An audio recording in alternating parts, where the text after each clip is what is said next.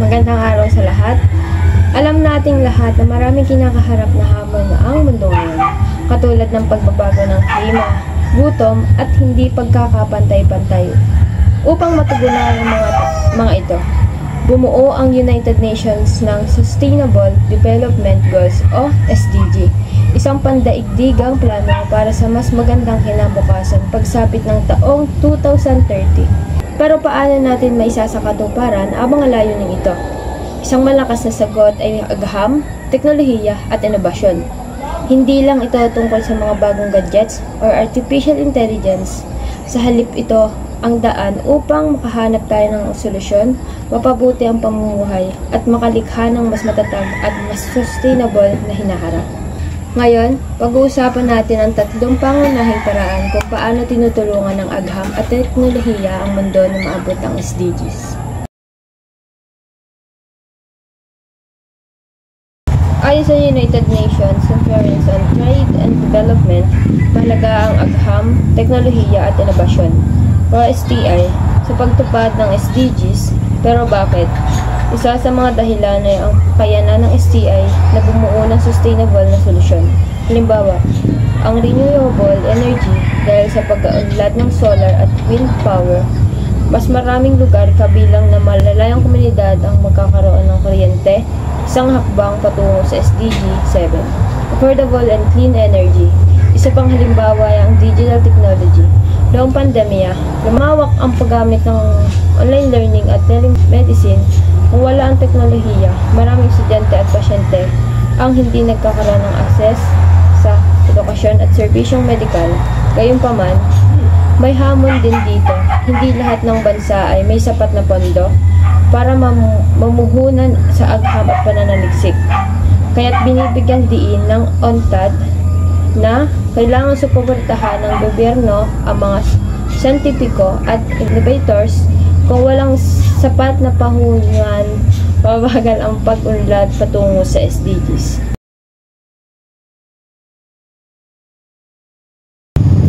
Ayon sa isang pag-aaral sa African Journal of Educational and Social Science Research, malaki ang papel ng agham at teknolohiya sa pagtutos ng mga isyong pangkapaligiran tulad ng malinis na tubig, sustainable na mga lungsod at aksyon sa pagbabago ng klima.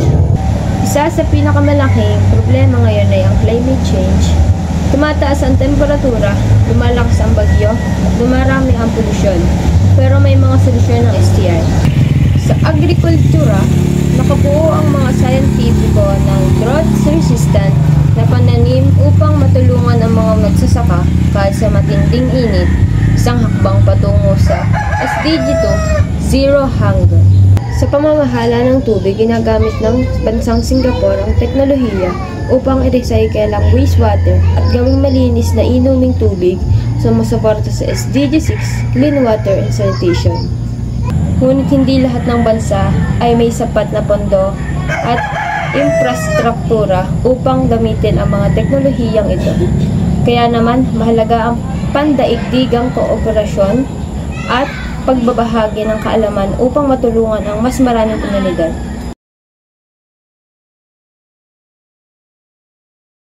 Ayon sa isang artikulo sa Journal of Innovation and Knowledge, ang inobasyon ang nag-uugnay sa agham at sa solusyong ginagamit sa totoong buhay. Isang makapangyarihang halimbawa nito ay artificial intelligence.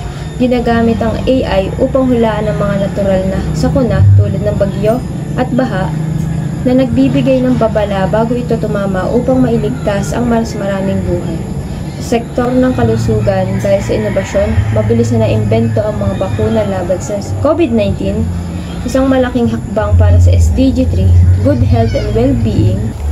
Maging ang mga negosyo ay may papel din. Maraming kumpanya na ngayon ang lumilikha ng eco-friendly na materyales tulad ng biodegradable packaging upang mabawasan ang mga basura at polusyon, isang pagsuporta sa SDG 12, Responsible Consumption and Production.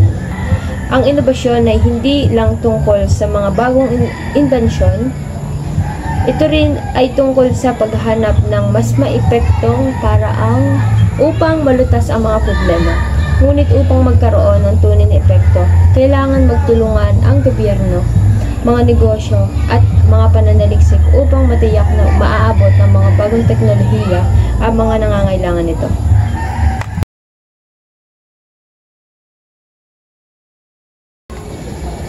Sa kabuuan, ang agham, teknolohiya at inobasyon ay mahalaga sa pagtupad ng SDGs.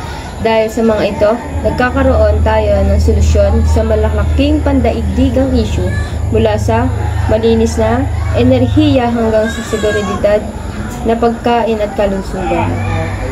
Ngunit may mga balakid pa rin, kagaya ng kakulangan sa puhunan, hindi panday na akses sa teknolohiya at mga kakulangan sa pulisiya.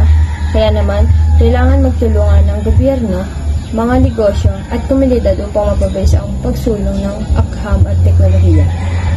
Kung lubos natin gagamitin ang agham at inobasyon, ang pagtupad sa SDGs ay hindi lang magiging isang pangarap, ngunit ito ay magiging isang realidad. Maraming salamat po.